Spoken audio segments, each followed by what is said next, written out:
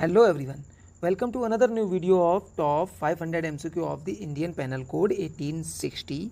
This video is the 9th part of this series. और अगर आपने अभी तक हमारे प्रीवियस वीडियोस नहीं देखे हैं तो उन सभी का लिंक जो है वो डिस्क्रिप्शन बॉक्स में दिया हुआ है, वहाँ से जाके आप वो वीडियोस देख सकते हैं. And if anybody is want the PDF file of this video series, अगर आपको PDF फाइल चाहिए तो PDF फाइल हमारे टेलीग्राम ग्रुप में उपलब्ध करा दी जाएगी और टेलीग्राम ग्रुप का जो लिंक है वो डिस्क्रिप्शन बॉक्स में दिया हुआ है, वहाँ से जाके आप उसको ज्वाइन कर सकते हैं. ठीक है, वीडियो स्टार्ट करने से पहले आपसे एक रिक्वेस्ट है, प्लीज़ सब्सक्राइब अवर चैनल और हमारे वीडियोस को सपोर्ट करने के लिए, हमको सपोर्ट करने के लिए, मोटिवेट करने के लिए आप वीडियो को लाइक जरूर कर दिया करिए. ठीक है, इसी के साथ स्टार्ट करते हैं. Let get started. जैसा कि पिछले वीडियो में हम लोगों ने क्वेश्चन नंबर 160 कवर किया था, now in this video start with question number 161. A with guilty intention abets P a child of 6 year to commit theft in B's house. देखिए, ए जो है वो गिल्टी इंटेंशन रखते हुए बी को यानी पी को दुष्प्रेरण करता है, जो कि एक बालक है, बच्चा है. सो कितने साल का है? वो 6 साल का है. और वो किस लिए उसको दुष्प्रेरण कर रहा है? यानी कि चोरी के लिए दुष्प्रेरण कर रहा है, वो भी बी के घर में. The act is not committed here A is. देखिए, यहाँ पर जो एक्ट है वो कमिटेड नहीं होता है, पूरा नहीं होता है. तो इस परिस्थिति में जो है ए जो है वो रिस्पॉन्सिबल होगा. किस चीज़ के लिए रिस्पॉन्सिबल? सो क्लियर है यहाँ पे, A is responsible for guilty for abetting theft, यानी कि चोरी के दुष्प्रेरण के लिए यहाँ पर ए रिस्पॉन्सिबल है. A is guilty for abetting theft. So answer of this question is here option C. और देखिए, यहाँ पे जो पी है वो 6 ईयर ओल्ड है, इसलिए सेक्शन जो है वो 82 की उसको प्रोटेक्शन मिल जाती है, इसलिए वो अटेम्प्ट टू थेफ्ट के लिए नहीं आएगा यहाँ पर liable. So P get the protection from section 82. Now question number 162. B with intent to temporary use Jad's money and later on return it, instruct C his 6-year-old son to take away W's purse containing 10,000 rupees without W consents. A carry out the instruction.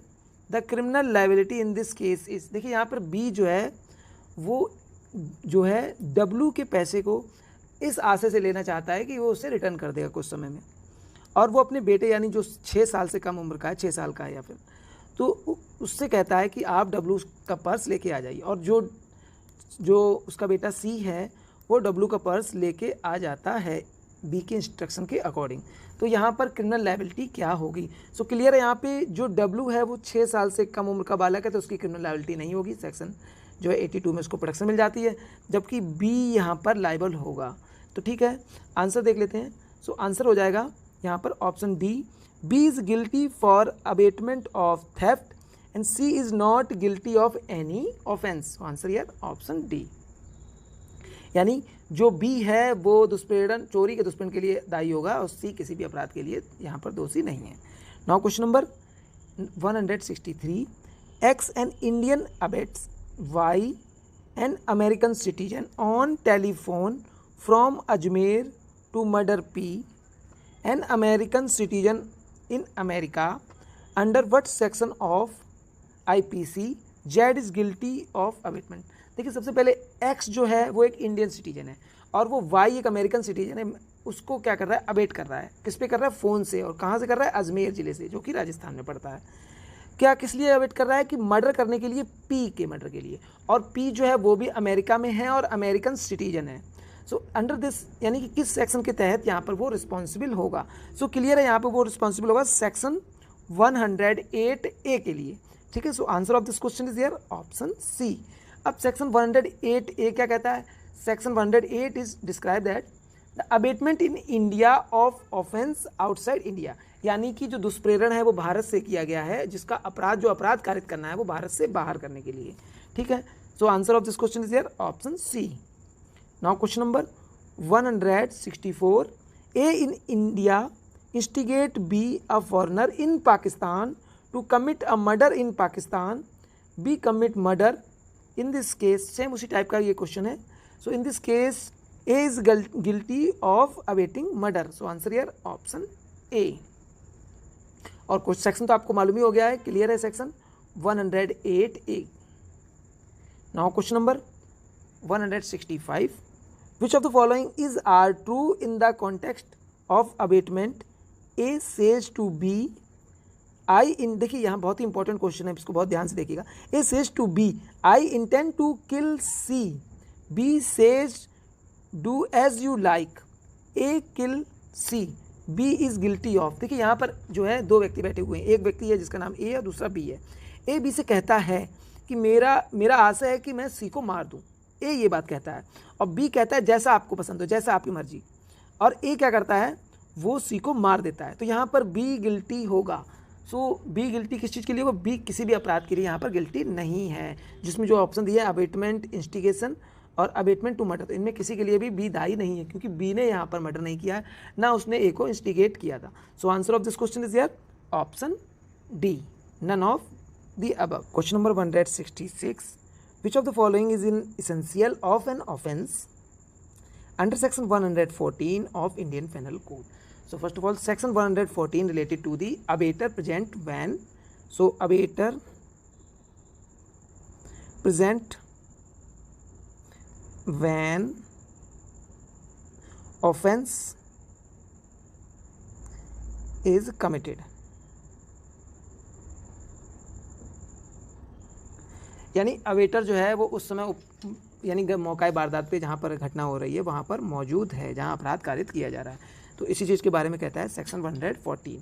तो यहाँ conditions देख लेते हैं। Essential conditions पूछा गया, तो essential conditions जो है वो यहाँ दी गई हैं सभी, देखते हैं। There was abetment by accuse, तो बिल्कुल यहाँ पे एक्यूज के द्वारा अबेटमेंट किया जाना चाहिए, ठीक है। Now option B, the act was actually committed in pursuance of abetment, जो कार्य किया गया वो अबेटमेंट के अनुसार ही, जिस तरह का दुष्पीड़न दिया उसके अकॉर्डिंग ही किया गया है, सो ये भी ठीक है। Option C, the accuse was present while the act was being committed, यानी जब अपराध कारित किया जा रहा है उस समय एक्यूज प्रेजेंट है, तो ये भी कंडीशन यहाँ पर सेक्शन 114 से रिलेटेड है। So all these conditions are available in section 114। So answer of this question is here option D, all of these. Now question number 167, A cited B to beat C, subsequently A reached the place where B is beating C, A is liable। देखिए यहाँ पर A जो है वो insight करता है, इशारा करता है, भड़काता है B को कि वो C को मारे। उसके पश्चात जो है A उस स्थान पर पहुँचता है जहाँ पर B जो है वो C को मार रहा है, यहाँ पे A लाइबल होगा। सो क्लियर है, यहाँ पे A लाइबल हो जाएगा सेक्शन 114 के लिए। So answer of this question is here option C. Now question number 168, in which alternative out of the following there is only inchoate offense? So inchoate offense are here abatement, conspiracy, attempt, so ये सारे हो जाते हैं। So answer of this question is here option B। Now question number 169, the conspiracy has been defined as an agreement between two or more persons to do an illegal act or an act which is not illegal by illegal means under, so conspiracy is defined here section 120A। so answer of this question is here option A, and section 120B related to the punishment of criminal conspiracy, and these statements are the essential ingredient of the criminal conspiracy। So answer of this question is here option A। Now question number 170, for conspiracy the minimum number of person require। so देखिए conspiracy के लिए जो यानी षड्यंत्र के लिए, खासतौर से आपराधिक षड्यंत्र के लिए कितने व्यक्तियों की आवश्यकता होती है? मिनिमम 2 पर्सन, कम से कम 2 हो या उससे अधिक व्यक्ति ही षड्यंत्र कर सकते हैं। So answer of this question is here option B, ठीक है। इसी के साथ चलिए हम देख लेते हैं हम लोग कि क्रिमिनल कॉन्स्पिरेसी की क्या एसेंशियल इंग्रेडिएंट है, जैसा कि अभी हम लोगों ने पिछले क्वेश्चन भी देखा था। सो सबसे पहले तो मिनिमम 2 पर्सन्स चाहिए क्रिमिनल कॉन्स्पिरेसी के लिए। क्रिमिनल कॉन्स्पिरेसी जो डिफाइन की गई है वो section 20A। So criminal conspiracy defined in section 120A। So there are most important ingredients are 2। First is there must be an agreement, तो यहाँ पर एक एग्रीमेंट होना बहुत ज़रूरी है। So must be an agreement, so here agreement is very essential condition between the person who are alleged conspire, जिनको conspire कहा गया षड्यंत्रकारी, उनके बीच में होना चाहिए ऐसा एग्रीमेंट। मोस्ट इंपॉर्टेंट वर्ड है यहाँ पे एग्रीमेंट, ठीक है। सेकंड देख लेते हैं। सेकंड कहता है that agreement should B, agreement जो होगा यानी जो एग्रीमेंट है यहाँ पर वो कैसा होना चाहिए। So agreement should be for doing illegal act, तो किस चीज़ के लिए होना चाहिए, इलीगल एक्ट के लिए होना चाहिए। ये भी बहुत ही इंपॉर्टेंट चीज़ है, यानी जो कार्य होगा वो उनका इलीगल होगा, गैर कानूनी होगा, अविधिक होगा। ठीक है, ये तो हो गई इसकी पहली कंडीशन। दूसरी चीज़ क्या है कि अगर वो विधिक कार्य तो है मगर गैर विधिक तरीके से किया गया है। ठीक है, जैसे कोई जॉब करना चाहता है परंतु वो रिश्वत देके या किसी पैसा लेके गलत तरीके की मार्कशीट कागज लगा के, ठीक है, जॉब करना एक विधिक कार्य है मगर उसको गलत तरीके से प्राप्त करना जो है वो एक अविधिक कार्य हो जाता है।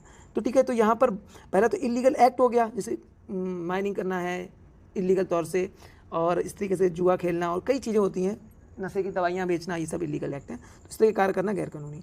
तो दूसरा यहाँ पे क्लियर हो जाता है कि इलीगल मीन, यानी लीगल एक्ट तो है मगर उसको किया किस तरीके से, इलीगल तरीके से किया है। So illegal mean, so which may not itself illegal, यानी जो कार्य है वो खुद तो इलीगल नहीं है मगर वो इलीगल तरीके से किया गया तो वो इलीगल हो जा रहा है यहाँ पे। तो ये दोनों जो है एग्रीमेंट इस पर्पज से होने चाहिए। ठीक है, तो यही इसेंशियल इंग्रेडिएंट, बहुत ही कम और सिंपल इसेंशियल इंग्रेडिएंट है क्रिमिनल कॉन्स्पिरेसी की अकॉर्डिंग टू सेक्शन 120A। ठीक है, so answer of this question is here option B. बाकी किसी को अगर डाउट होता है क्रिमिनल कॉन्स्पिरेसी रिलेटेड कोई भी चीज़ तो जरूर हमसे यहाँ पे डिस्कस करें। ठीक है, एक चीज़ और इंपॉर्टेंट है, क्रिमिनल कॉन्स्पिरेसी में सिर्फ एग्रीमेंट होना ही, जैसा कि इंग्रेडिएंट में दिया, ही पर्याप्त। अगर सहमति हो जाती है, कंसेंट फ्री होनी चाहिए और सहमति हो जाती है तो वो अपराध हो जाता है उसी समय। ठीक है, now question number 171, conspiracy to wage war against government of India has been dealt with under, so under which section, under section 121A. So answer of this question is here option D. And section 120A related to criminal conspiracy and it is related to the punishment of criminal conspiracy 120B. Question number 172. What is not necessary to constitute an offense of criminal conspiracy? सबसे important word है यहाँ पे not necessary. कई बार question क्या होता है exam में भी हम लोग पढ़ लेते हैं जल्दी से, ध्यान नहीं देते ये नॉट सब, तो आंसर गलत हो जाता है, तो इस पर ध्यान देना है क्वेश्चन को। नॉट नेसेसरी है यानी क्रिमिनल कॉन्स्पिरेसी के अपराध को कारित करने के लिए क्या नेसेसरी इंग्रेडिएंट नहीं है। देखते हैं, 2 और मोर पर्सन, तो बिल्कुल कम से कम 2 लोग तो चाहिए क्रिमिनल कॉन्स्पिरेसी के लिए, जैसा कि हम लोगों ने प्रीवियस डिस्कस किया था। नाउ ऑप्शन बी 5 और मोर पर्सन, तो बिल्कुल गलत है, 5 और मोर पर्सन की आवश्यकता नहीं है, ये डकैती और अनलॉफुल असेंबली जैसे अपराधों में आवश्यकता होती है। Agreement to cause illegal act, बिल्कुल बहुत ही ज़्यादा जरूरी है, एग्रीमेंट होना मस्ट है यहाँ पे, यानी it is essential, most important essential ingredient of the criminal conspiracy between 2 person, agreement must between 2 person. ठीक है, if the act is not crime to do some act in pursuance of agreement, जो agreement हुआ है और agreement कैसा illegal act है, सो उसके according जो कार्य किया गया है, तो यानी कि जो है इलीगल मीन के थ्रू हुआ है, यहाँ पर जो कार्य है वो तो क्राइम नहीं है मगर उसको करने का तरीका जो है वो गलत है, तो ये भी ठीक है, यहाँ पे इंग्रेडिएंट हो जाता है। So answer of this question is here option B, not necessary or to constitute criminal conspiracy. Now question number 173, X and Y agree to commit theft in Z's house but no theft is actually committed, they are guilty of। यहाँ पे X और Y जो हैं वो चोरी करने के लिए सहमत होते हैं और परंतु वो चोरी वास्तव में नहीं करते हैं, तो यहाँ पर वो किस अपराध के लिए दायी होंगे। तो जैसा कि हम लोगों ने क्रिमिनल कॉन्स्पिरेसी में देखना एग्रीमेंट ही सफिशिएंट होता है, सो क्लियर है, यहाँ पे ये हो जाएगा क्रिमिनल कॉन्स्पिरेसी। सो आंसर यार ऑप्शन बी। बाकी अबेटमेंट है और अबेटमेंट इंस्टिगेशन है, कॉन्स्पिरेसी है, सो क्लियर यहाँ पे ऑप्शन बी होगा criminal conspiracy. Now question number 174, A and B plan to murder C the next day, they are guilty of, so clear they are guilty of offense of criminal conspiracy, so answer here option B. Question number 175, sorry, which one of the following statement is correct, तो कौन सा statement correct है यहाँ पे देखते हैं। पहला देख लेते हैं, in conspiracy there is no distinction between principal and accessory, तो बिल्कुल यहाँ पर जो मुख्य करता है और साथ में उसका सहायक है उनके बीच में कोई विभेद नहीं होता है क्रिमिनल कॉन्स्पिरेसी में, तो ये स्टेटमेंट बिल्कुल सही है, सो आंसर यही हो जाना चाहिए ऑप्शन ए। जबकि in conspiracy principal and accessory are distinct, so ये बिल्कुल गलत है, अलग अलग नहीं होते हैं। जबकि there has to be a distinction between the principal and, so ये भी बिल्कुल गलत हो जाएगा। So answer of this question is here option A, in conspiracy there is no distinction between principal and accessory. Now question number 176, the waging और attempting to wage war और abetting waging of war against the government of India is punishable under, so is punishable under section 121 of Indian Penal Code. So answer here option A. So बाकी कुछ जैसे section 122 है वो relating है collecting the arm etcetera with intention to waging war against the government of India. ये देखिए preparation की बात करता है, जैसे हम लोग 399 में देखते हैं कि प्रिपरेशन की बात की गई है, जिसमें प्रिपरेशन ऑफ डकैती की बात है। तो डकैती के लिए हथियार तैयार करना, डाकू का ग्रोह इकट्ठा होना, ये सब है। तो उसी तरह से यहाँ भी हथियार इकट्ठे किए जा रहे हैं गवर्नमेंट के अगेंस्ट में वार करने के लिए।